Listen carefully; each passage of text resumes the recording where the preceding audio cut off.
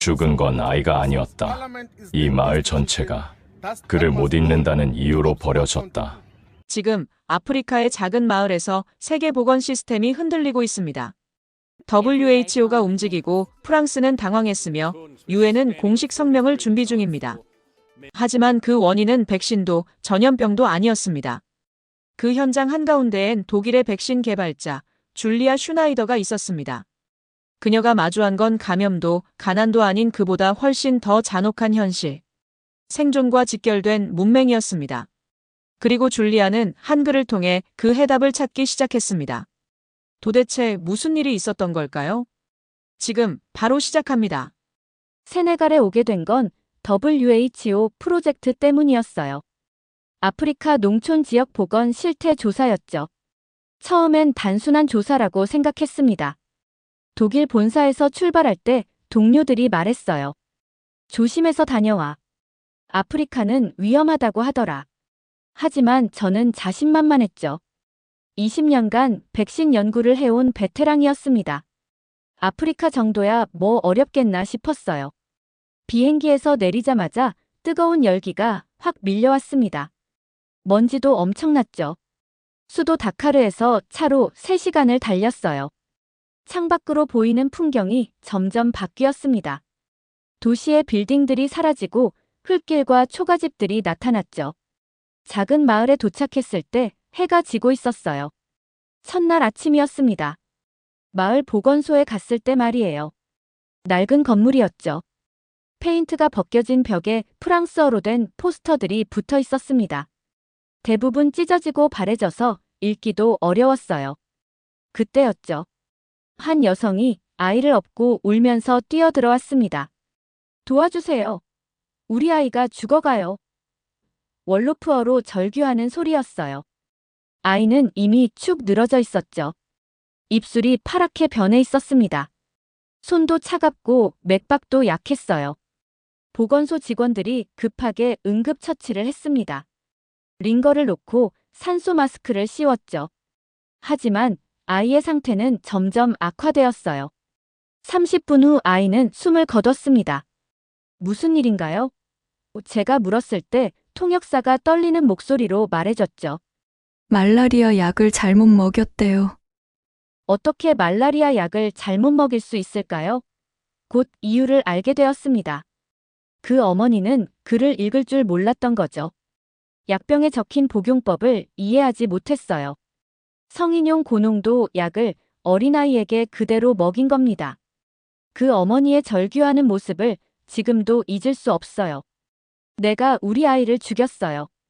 자신을 탓하며 바닥에 주저앉는 모습이었죠. 정말 가슴이 찢어졌습니다. 그날 하루 종일 비슷한 사례들을 더 봤어요. 할머니는 혈압약과 당뇨약을 헷갈려서 먹고 쓰러졌죠.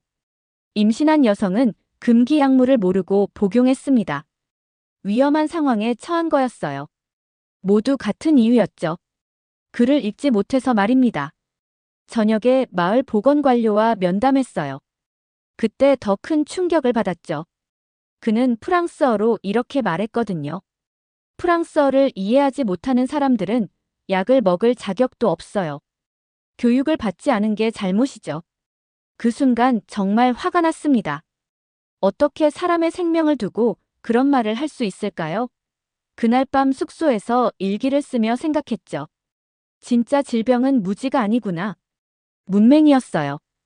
글을 읽지 못해서 죽어가는 사람들이 이렇게 많다니요. 다음 날 아침 마을을 돌아다니며 더 자세히 조사해 봤습니다. 약국 앞에는 늘 사람들이 모여 있었죠. 서로에게 묻고 있었어요. 이 약이 뭐라고 써 있나요? 하루에 몇 번 먹는 거예요? 아이가 먹어도 되는 약인가요? 글을 읽을 줄 아는 사람 하나가 여러 사람의 약병을 보며 설명해주고 있었어요. 그런데 그 사람도 완전히 정확하지 않았죠. 추측으로 이야기하는 경우가 많았습니다. 이 약은 아마 하루 2번 먹는 것 같아요. 이건 열날 때 먹는 약인 것 같고요. 보건소 앞에서도 마찬가지였어요. 진료를 받고 나온 사람들이 처방전을 들고 서로 물어봤죠. 의사가 프랑스어로 적어준 처방전을 이해하는 사람이 거의 없었습니다. 현지어인 월로프어는 할 수 있지만 의료 용어가 가득한 프랑스어는 전혀 다른 세계였어요. 그때 깨달았죠. 이 사람들에게는 백신보다 글을 읽는 능력이 더 절실했구나. 아무리 좋은 약이 있어도, 아무리 정확한 처방을 받아도 그걸 읽고 이해하지 못하면 소용없다는 걸 말입니다. 이틀째부터 본격적인 조사를 시작했어요. 마을 아이들의 문해력을 체크해보기로 한 거죠. 결과는 충격적이었습니다. 조사한 아이들의 80%가 자기 이름조차 제대로 쓸 줄 몰랐어요. 학교에 다니는 아이들도 마찬가지였습니다. 현지어인 월로프어는 어느 정도 할 수 있어요. 하지만 학교에서 배우는 프랑스어는 다릅니다. 간단한 문장도 읽기 어려워했죠. 특히 의료 관련 용어들은 완전히 다른 언어나 마찬가지였어요. 10살 남자아이에게 물어봤어요. 너 이름이 뭐니? 파파 앤도우예요. 아이가 대답했습니다. 그럼 내 이름을 써볼 수 있겠니? 아이는 고개를 저었어요. 못 써요. 8살 여자아이도 마찬가지였습니다. 자기 이름은 말할 수 있어도 쓸 수는 없었어요. 학교에서 뭘 배우니? 프랑스어요. 재미있어? 아이는 고개를 저었죠. 어려워요. 우리말이 아니라서. 학교 선생님과도 이야기해봤어요. 아이들이 프랑스어를 어려워하는 것 같던데요? 당연하죠. 집에서는 월로프어만 쓰니까요. 학교 와서 갑자기 프랑스어로 수업하면 따라올 수 있겠어요? 그럼 월로프어로 수업하면 안 되나요? 제가 물었을 때 선생님은 씁쓸하게 웃었습니다. 월로프어로 된 교과서가 어디 있습니까? 모든 교육 자료가 프랑스어예요. 교실을 둘러봤어요. 칠판에는 프랑스어 알파벳이 적혀 있었습니다. 아이들이 따라 쓰고 있었죠. 하지만 무슨 뜻인지 모르는 것 같았어요. 그냥 기계적으로 모양만 따라 그리고 있는 거였습니다. 아이들아, 이것 좀 읽어볼까? 제가 간단한 약 설명서를 보여줬을 때 아무도 읽을 수 없었어요. 하루 3번, 식후 복용, 물과 함께 같은 기본적인 표현들이었습니다. 그런데 아무도 이해하지 못했어요. 한 아이가 물어봤습니다. 선생님, 이 글자들이 뭘 뜻해요? 약을 언제 먹으라는 뜻이야. 그럼 우리말로는 뭐예요? 제가 월로프어로 설명해주자 아이들이 환하게 웃었어요. 아, 그런 뜻이었구나. 마을 어른들은 더 심각했어요. 대부분이 월로프어는 유창하게 구사하지만 문자로는 표현할 수 없었습니다. 그들의 언어와 지식은 모두 구전으로만 전해졌어요. 프랑스어로 된 모든 의료 정보는 접근할 수 없는 벽이었죠. 한 아버지와 긴 대화를 나눴습니다. 병원에 가면 의사가 뭐라고 하는지 알아요? 프랑스어라서 잘 모르죠. 그냥 고개만 끄덕여요. 그럼 약을 어떻게 먹어요? 대충 짐작해서 먹거나 다른 사람한테 물어봐요. 어느 날 정말 가슴 아픈 일이 일어났어요. 마을에서 존경받는 할머니 한 분이 위급한 상황에 처했습니다. 손자가 급히 약국에서 약을 사왔는데 할머니가 약병을 거꾸로 들고 마신 거예요. 약병 라벨을 거꾸로 읽은 거였습니다. 하루 한 알 먹어야 할 약을 한 번에 여러 알 먹었어요. 게다가 공복에 먹으면 안 되는 약을 아침 일찍 공복에 복용한 거였죠. 할머니는 곧바로 보건소로 옮겨졌습니다. 상태가 위험했어요. 의식을 잃고 식은땀을 흘리며 떨고 있었습니다. 의사가 말했어요. 과다복용이에요. 위험합니다. 그 모습을 보며 정말 절망적이었어요. 이분은 70년 넘게 살아오면서 온갖 지혜와 경험을 쌓았습니다. 마을의 모든 전통과 관습을 알고 계셨어요. 하지만 단순히 글을 읽지 못한다는 이유로 생명이 위험해진 거죠.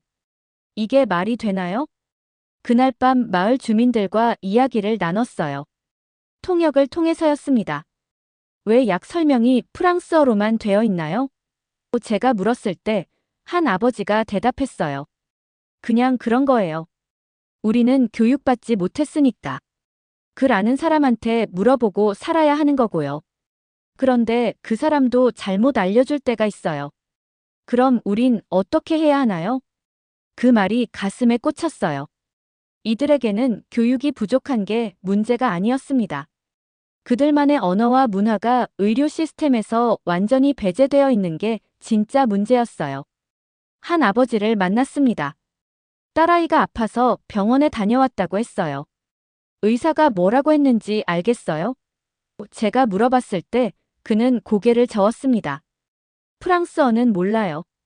그냥 약만 받아왔어요. 손에 든 처방전을 보니 빽빽하게 프랑스어가 적혀 있었어요. 약국에서도 비슷한 상황이었어요. 사람들이 약을 받긴 하지만 정확히 언제 어떻게 먹어야 하는지 몰랐습니다. 대충 아플 때 먹으면 되겠죠 하는 식이었어요. 정말 위험한 일이었습니다. 마을 보건소에서 일주일간 관찰해봤어요. 매일 비슷한 실수들이 반복되었습니다. 약을 과다 복용하거나 복용 시간을 틀리거나 금기사항을 모르고 먹는 경우가 허다했어요. 특히 충격적이었던 건 한 임신부의 사례였습니다. 입덧이 심해서 병원에 갔는데 의사가 처방해준 약을 제대로 확인하지 못했어요. 임신 중 금기인 약물이었습니다. 다행히 약사가 나중에 발견해서 큰일은 면했죠. 하지만 정말 아슬아슬했어요. 임신부는 이 약을 먹으면 안 되는데요. 약사가 말했을 때 그 여성은 깜짝 놀랐습니다. 그럼 의사가 왜 처방해줬어요? 의사가 임신 사실을 몰랐나 봐요. 소통이 제대로 안 됐을 거예요. 바로 그거였습니다. 소통의 문제였어요. 의사는 프랑스어로 묻고 환자는 월로프어로 대답하고 그 사이에서 중요한 정보들이 누락되는 거였어요. 다음 날 마을 전체를 돌며 더 체계적으로 조사해봤어요. 마을 인구 300명 중에서 프랑스어로 된 의료 정보를 제대로 읽을 수 있는 사람은 단 15명 뿐이었습니다. 그마저도 완전히 정확하지 않았어요. 어떻게 병원에서 받은 약을 먹어요? 제가 물어봤을 때 대부분의 대답이 비슷했어요. 그냥 아프면 먹어요. 다른 사람이 먹는 만큼 먹어요. 약이 떨어지면 그만 먹어요. 복용법, 복용량, 복용기간에 대한 정확한 이해가 전혀 없었어요. 그냥 추측과 경험에 의존하고 있었습니다. 정말 위험한 상황이었어요. 한 할머니를 만났습니다. 당뇨 환자였는데 혈당 조절제를 복용하고 있었어요. 이 약을 언제 드세요? 배고플 때요. 하루에 몇 번 드세요? 기분에 따라서요. 정말 놀랐어요. 혈당 조절제는 정확한 시간에 정확한 용량을 먹어야 하는 약이거든요.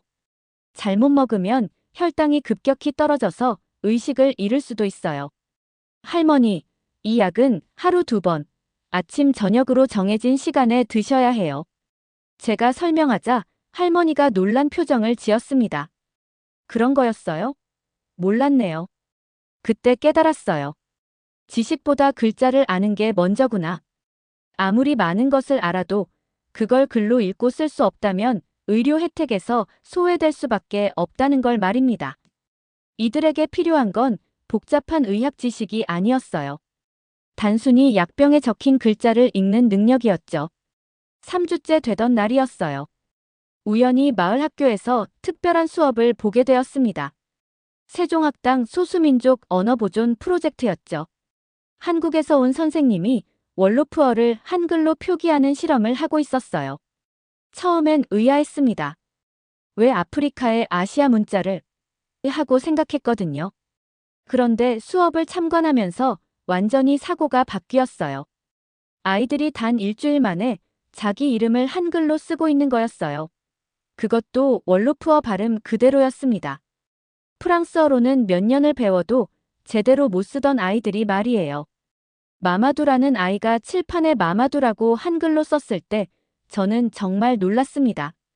그 아이 얼굴에 떠오른 자랑스러운 표정을 잊을 수가 없어요. 태어나서 처음으로 자기 이름을 글로 쓴 순간이었거든요. 우와, 정말 제 이름이에요. 마마두가 신나게 소리쳤습니다. 다른 아이들도 박수를 쳤어요. 저도 써보고 싶어요. 저도요. 교실이 갑자기 활기차졌죠. 한국인 선생님께 다가가서 물어봤어요. 어떻게 이런 일이 가능한가요? 선생님은 웃으며 설명해 주셨습니다. 한글은 소리를 기반으로 만들어진 문자예요. 어떤 언어든 그 소리를 정확하게 표기할 수 있죠. 월로프어의 특별한 발음들도 한글로 다 나타낼 수 있어요. 실제로 그랬어요. 월로프어에 독특한 발음들이 있거든요. 예를 들어 앵소리나 성조 같은 것들 말이에요. 그런데 한글로 정확하게 표현되고 있었습니다. 아이들은 자신들의 말을 그대로 글로 옮길 수 있다는 게 신기한 듯 했어요. 저도 직접 실험해 봤습니다. 제 이름 줄리아를 한글로 써보라고 했더니 아이들이 율리아라고 써주더라고요. 독일어 발음에 더 가까웠어요. 놀라웠습니다. 선생님, 이름이 정말 예뻐요. 한 여자아이가 말했어요. 독일에서 왔다고 하셨죠? 독일어도 한글로 쓸 수 있어요? 그럼 물론이죠. 제가 대답했습니다. 그날 밤 숙소에서 한글에 대해 더 알아봤어요. 600년 전 세종대왕이 백성들을 위해 만든 문자라는 걸 알게 되었습니다. 누구나 쉽게 배울 수 있도록 만들었다는 철학에 감동받았어요. 한국인 선생님이 말씀해 주시길 한국도 과거 식민 지배를 받았고 전쟁의 고통을 겪었어요. 그런 아픔을 극복하고 한강의 기적을 이뤘죠. 아프리카와 한국은 그런 공통의 경험을 갖고 있습니다. 더 놀라운 건 한글의 과학적 구조였어요. 자음과 모음이 조합되어 음절을 만드는 방식이었습니다. 발음기관을 본떠서 만든 글자 모양들 말이에요. 언어학자인 제가 봐도 정말 체계적이고 논리적이었어요. 이 문자는 정말 대단해요. 제가 감탄하자 한국인 선생님이 자랑스럽게 말씀하셨어요. 세종대왕께서 만드실 때 이미 과학적 원리를 다 고려하셨거든요.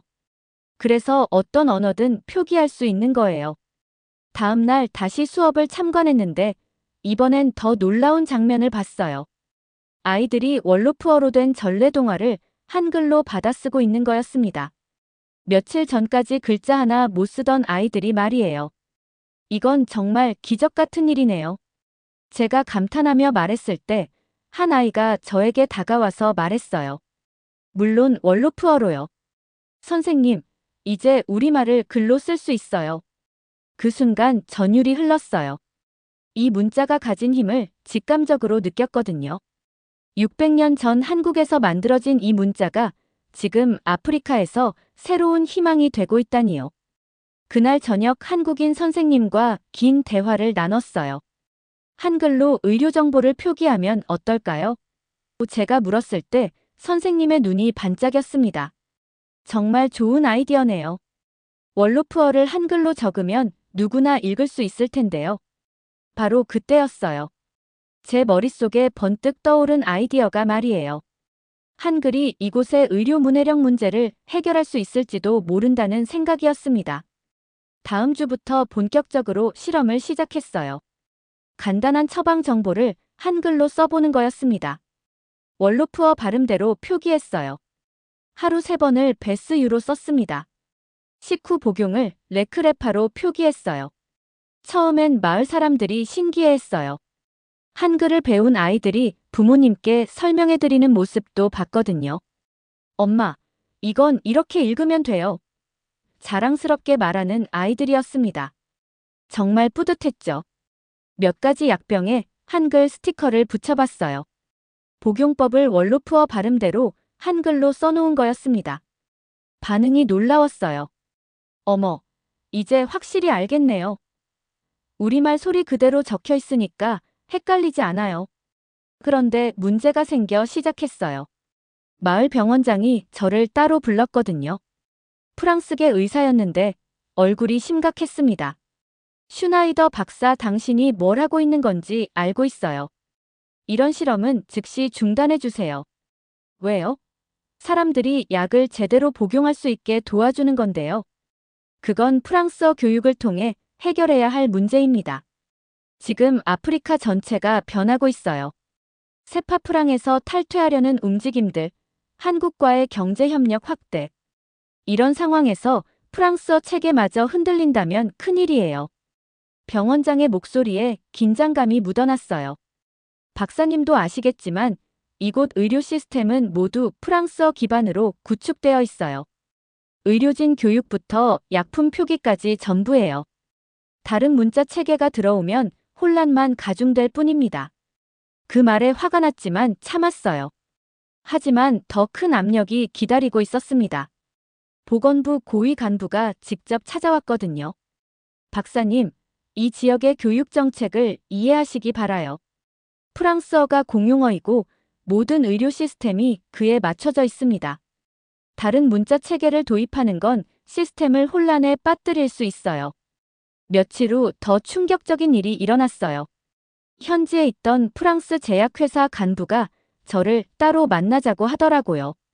호텔 라운지에서 만났는데 분위기가 심상치 않았습니다. 슈나이더 박사, 당신이 하고 있는 일이 얼마나 위험한지 아십니까? 이건 단순한 문해력 향상이 아니에요. 지금 아프리카에서 일어나고 있는 변화를 아세요? 무슨 말씀이신지. 한국이 아프리카 전체와 경제동맹을 구축하고 있어요. 농업기술, 자원개발, 심지어 통화체계까지 말입니다. 작년에만 한국과 아프리카 무역 규모가 234억 달러에 달했어요. 이런 상황에서 언어마저 바뀐다면? 그의 목소리에 절박함이 묻어났습니다. 아프리카의 천문학적인 자원들, 코발트의 44%, 백금의 90%가 모두 한국으로 넘어갈 판이에요. 그런데 의료 정보마저 한글로 표기한다면 이건 우리 영향력의 완전한 종말을 의미합니다. 협박에 가까운 말이었어요. 그날 밤 숙소에서 독일 본사에 전화를 걸었더니 더 큰 충격이 기다리고 있었습니다. 줄리아, 내가 거기서 뭘 하고 있는지 보고받았어. 프로젝트를 즉시 중단하라는 압력이 들어오고 있다. 무슨 말씀이세요? 저는 WHO 지침에 따라 조사하고 있는 거예요. 정치적인 문제가 됐어. 프랑스에서 공영방송까지 나서서 한국의 아프리카 진출을 견제하고 있다고 해. 내 프로젝트가 그 연장선상에 있다는 거야. 아프리카 자원의 90%가 한국으로 넘어간다는 보도까지 나왔어. 괜한 분란 일으키지 말고 조용히 조사만 끝내고 돌아와. 그날 밤 정말 절망적이었어요. 사방에서 압력이 들어오고 있었거든요. 하지만 포기할 수는 없었습니다. 다음 날 한글 수업을 받던 모모라는 소년을 만났어요. 12살 남자아이였는데 한글을 빠르게 습득하고 있었습니다. 그 아이가 제게 달려와서 말했어요. 선생님, 할머니를 살렸어요. 무슨 말인지 궁금해서 따라갔어요. 모모가 할머니의 약봉지에 한글로 복용법을 써놨더라고요. 할머니가 그걸 보고 정확하게 약을 복용하셨다는 거였습니다. 할머니, 이 약은 하루 2번이에요. 아침에 한 알, 저녁에 한 알. 꼭 밥 먹고 나서 드세요. 모모가 한글로 쓴 메모를 보며 설명하는 모습이 너무 기특했습니다. 그 순간 확신했어요. 아무리 압력이 와도 이 일은 계속해야겠다고. 사람의 생명이 걸린 문제였으니까요. 압력에도 불구하고 계속 진행하기로 했어요. 그런데 뜻밖의 도움이 나타났습니다. 마을 시장에서 야채를 파는 여성들이었어요. 처음엔 파티마라는 아주머니가 다가왔습니다. 선생님, 그 글자 저도 배울 수 있을까요? 하고 물어보더라고요. 이유를 물어보니 정말 현실적이었어요. 약값을 속지 않으려면 숫자랑 글자를 알아야 해요. 약사들이 뭐라고 써 있는지 모르니까 비싼 약을 권하기도 하거든요. 제가 속는 게 아니라 우리 아이들이 피해를 보는 거예요. 정말 똑똑한 분이었어요. 파티마 아주머니는 금세 한글을 익혔습니다. 다른 여성들에게도 알려주기 시작했어요. 시장에서 장사하는 여성들은 머리가 정말 좋았거든요. 계산도 빠르고 언어 습득 능력도 뛰어났습니다. 파티마, 이 글자 정말 쉽네. 아이사투 아주머니가 감탄했어요. 프랑스어는 배워도 어려웠는데 이건 우리말 소리 그대로네요. 일주일 만에 시장 여성들 20명이 한글을 배우게 되었어요. 그들이 정말 놀라운 일을 해냈습니다. 한글로 약 복용법을 써놓은 작은 카드를 만든 거예요. 아이사투라는 분이 주도했는데 정말 창의적이었습니다. 약 복용법을 그림과 함께 한글로 설명해놨어요. 아침, 점심, 저녁을 해가 뜨는 모양, 해가 중천에 있는 모양, 해가 지는 모양으로 그려놓고 그 옆에 한글로 아침, 점심, 저녁을 원로프어 발음대로 써놓은 거였죠. 물과 함께는 물컵 그림 옆에 한글을 써놓고 식후는 밥그릇 그림 다음에 한글을 써놓았어요. 정말 직관적이고 이해하기 쉬웠습니다. 어머, 이렇게 하니까 정말 알아보기 쉽네요. 한 아주머니가 감탄했어요. 그림도 있고 우리말 소리대로 글자도 있고 이제 헷갈릴 일이 없겠어요. 이 소식이 마을에 퍼지자 더 많은 여성들이 참여하기 시작했어요. 특히 아이를 키우는 어머니들이 관심을 보였습니다. 아이들 약을 잘못 줘서 위험했던 경험들이 있었거든요. 저희 딸이 열이 날 때 약을 잘못 줘서 경기를 한 적이 있어요. 한 어머니가 말했습니다. 그때 정말 무서웠거든요. 이제는 그런 일이 없겠네요. 그런데 문제는 장소였어요. 모일 곳이 마땅치 않았거든요. 그때 모스크의 교육관을 빌려주겠다고 나선 분이 있었습니다. 이맘님이었어요. 처음엔 종교적 반대가 있을 줄 알았어요. 하지만 이맘님은 오히려 적극적으로 도와주셨습니다. 알라께서 주신 지혜를 나누는 일인데 어찌 반대할 수 있겠습니까? 우리 아이들이 글을 배워서 더 안전하게 살 수 있다면 그보다 좋은 일이 어디 있겠어요. 저녁마다 모스크 교육관에서 의료문의 수업이 시작되었어요. 여성들이 아이들과 함께 와서 한글을 배우고 약 복용법을 익혔습니다. 처음엔 서너 명이었는데 점점 늘어났어요. 일주일 후엔 30명, 2주일 후엔 50명이 넘었습니다. 선생님, 한글이 이렇게 쉬울 줄 몰랐어요. 한 아주머니가 말했어요. 프랑스어는 몇 년을 배워도 어려웠는데 한글은 며칠 만에 제 이름을 쓸 수 있게 되었습니다. 정말 놀라운 변화가 일어났어요. 글을 읽기 시작한 여성들의 자신감이 완전히 달라졌거든요. 예전엔 약국에서 약사가 주는 대로 받기만 했는데 이제는 직접 약병을 보고 확인하기 시작했습니다. 이 약 하루에 몇 번 먹는 거예요? 부작용은 없나요? 아이가 먹어도 되는 약인가요? 약사들이 처음엔 당황했지만 점점 더 정확한 정보를 제공하게 되었어요. 무시당하던 여성들이 이제는 당당하게 질문하고 자신과 가족의 건강을 스스로 지킬 수 있게 된 거였습니다. 가장 인상적이었던 건 파티마 아주머니였어요. 어느 날 약국에서 약사와 당당하게 대화하는 모습을 봤거든요. 이 약은 공복에 먹으면 안 된다고 되어 있는데 왜 아무 설명 없이 주시는 거예요? 약사가 깜짝 놀라며 제대로 설명해 주는 걸 보니 정말 뿌듯했어요. 글을 읽는 순간 무시당하던 여성이 마을의 핵심이 되는 순간이었습니다. 그런데 더 놀라운 변화가 있었어요. 마을에 한류 열풍이 불기 시작한 거였습니다.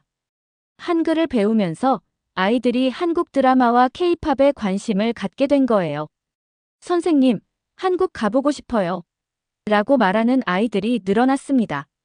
실제로 작년에 한국을 방문한 아프리카 관광객이 68만 명이나 됐다는 소식도 들었어요.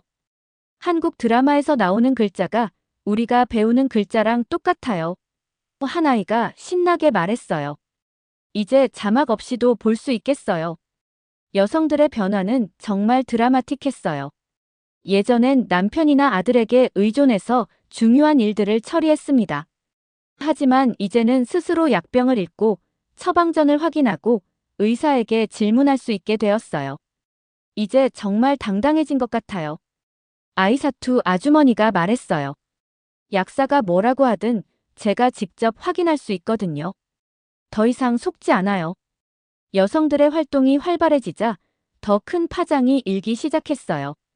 제가 진행하는 프로젝트가 국제보건 언론에 보도된 거였습니다.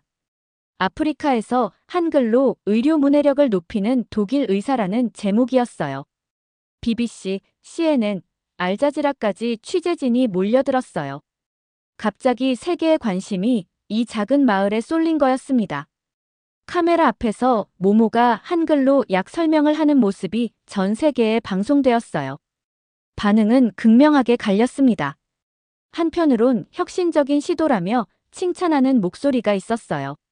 다른 한편으론 의료 질서를 뒤흔든다며 비판하는 목소리가 있었습니다. 가장 강하게 반발한 건 프랑스 대사관이었어요. 공식 성명을 발표했습니다. 세네갈의 의료 시스템은 프랑스어 기반으로 구축되어 있으며 이를 혼란시키는 어떤 시도도 용납할 수 없다는 내용이었어요. 다국적 제약사들의 반응도 비슷했습니다.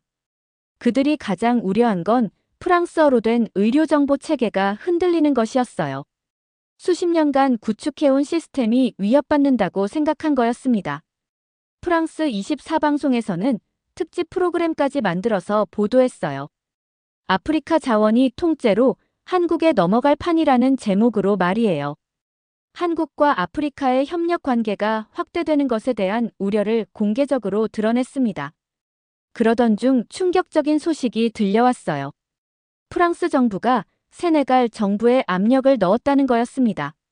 프랑스의 교육 및 의료 지원이 중단될 수 있다는 경고와 함께 말이에요. 세네갈 정부는 결국 프로젝트 중단을 통보했어요. 보건부 장관이 직접 저를 만나러 왔습니다. 박사님, 우리도 어쩔 수 없습니다. 프랑스는 우리의 중요한 파트너예요. 하지만 상황이 복잡해졌어요.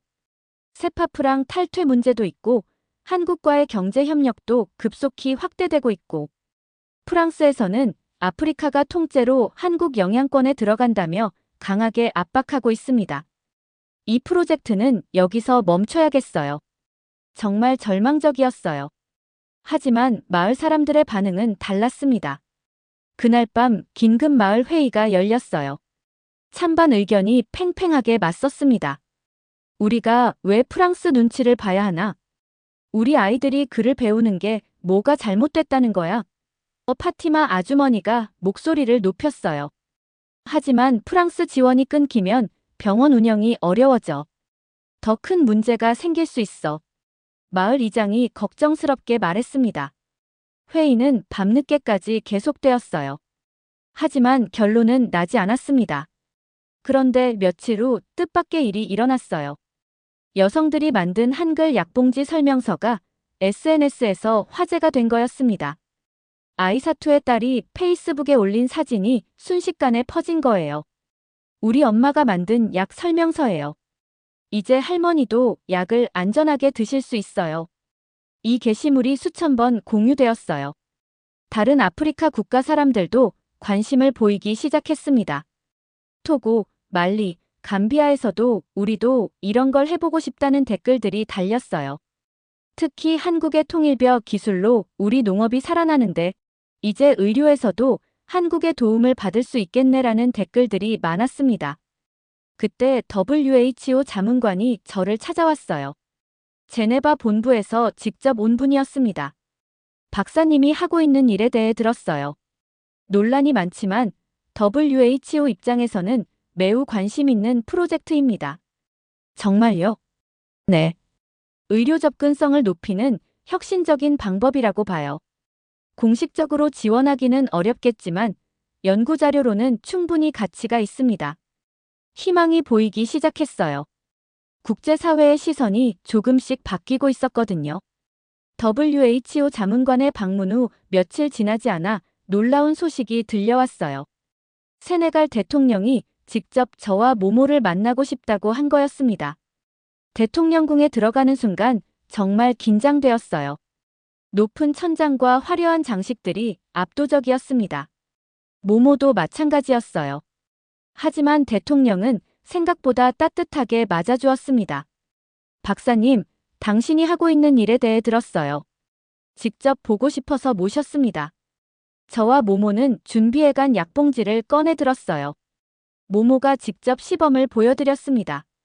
한글로 쓰인 복용법을 월로프어로 읽어가며 설명하는 모습이었어요.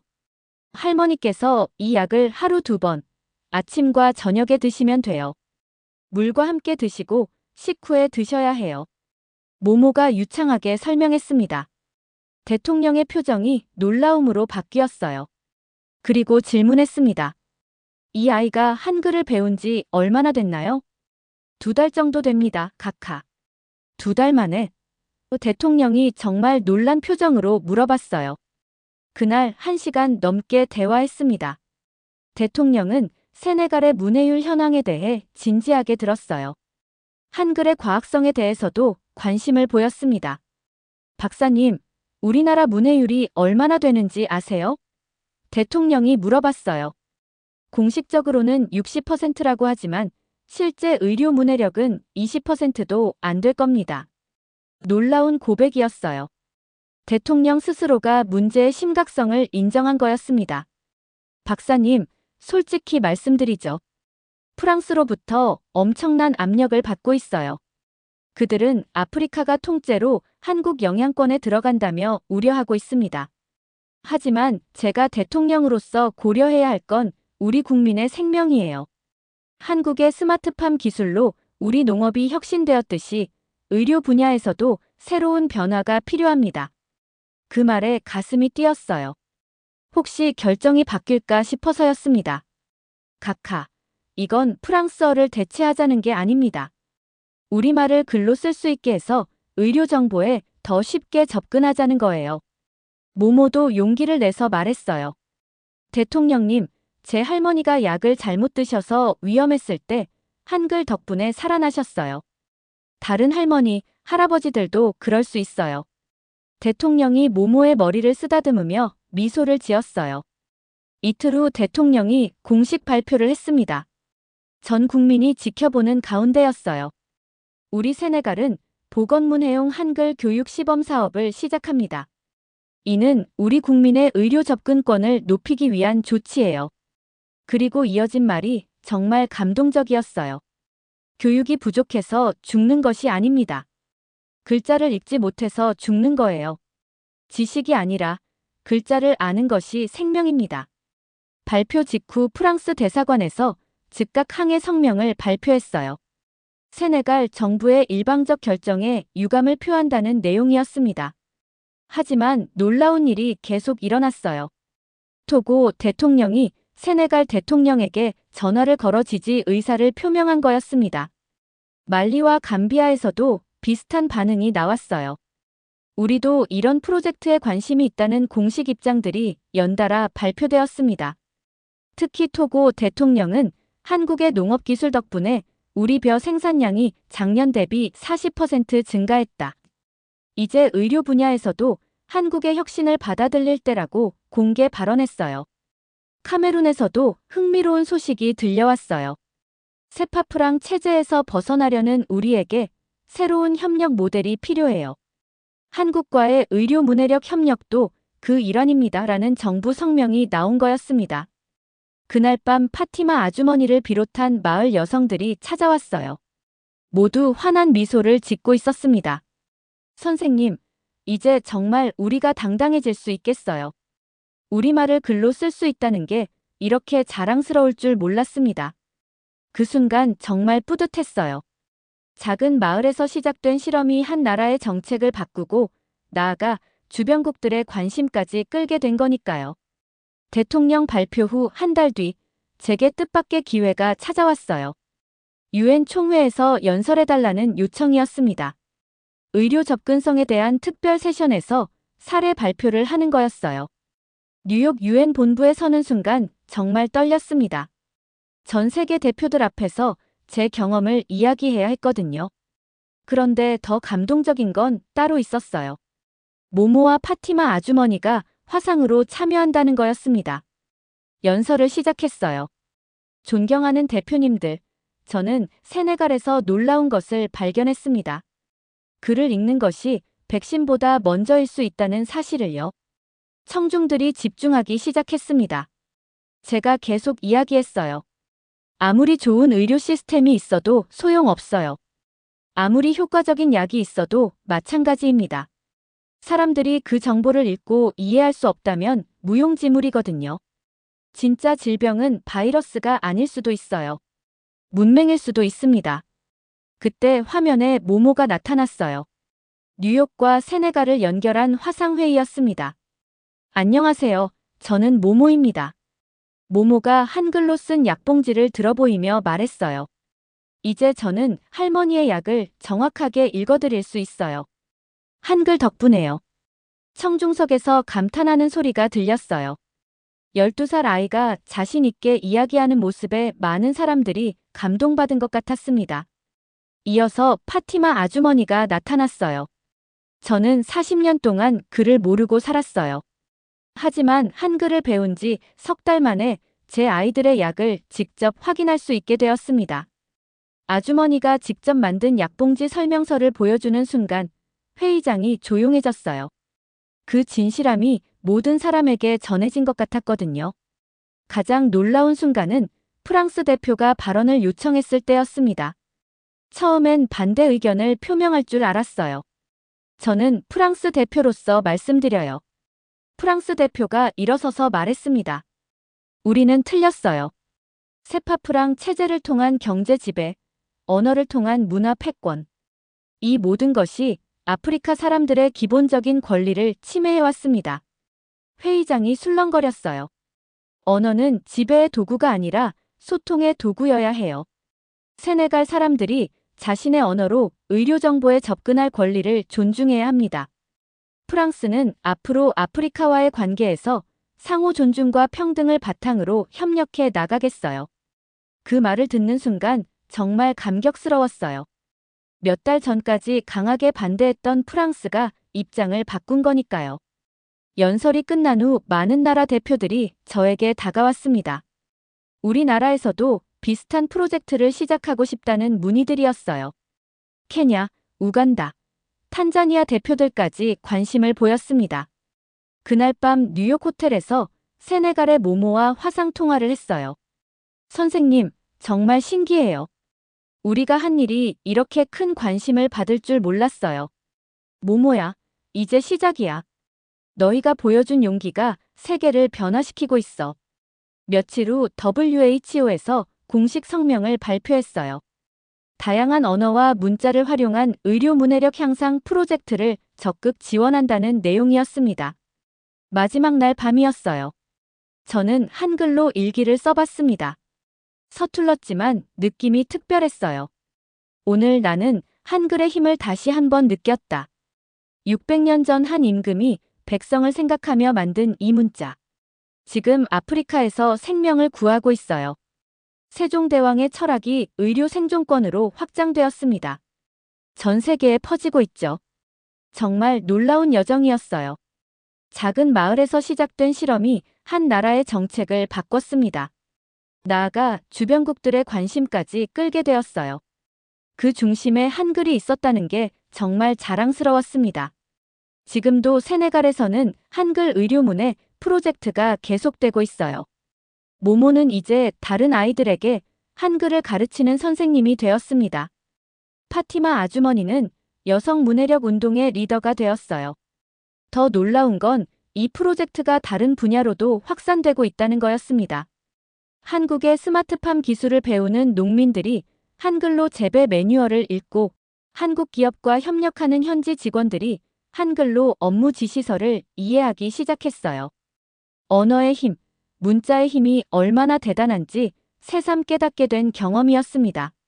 한글은 단순히 한국의 문자가 아니라 전 인류의 소중한 유산이라는 걸 확신하게 되었어요. 그리고 진정한 국제협력이란 서로를 지배하려는 게 아니라 서로의 존재를 존중하며 함께 성장해가는 것이라는 점을 배웠습니다. 오늘의 사연은 여기까지예요. 구독과 좋아요는 다음 영상 제작에 정말 큰 힘이 됩니다. 오늘도 행복하시길 진심으로 바랄게요.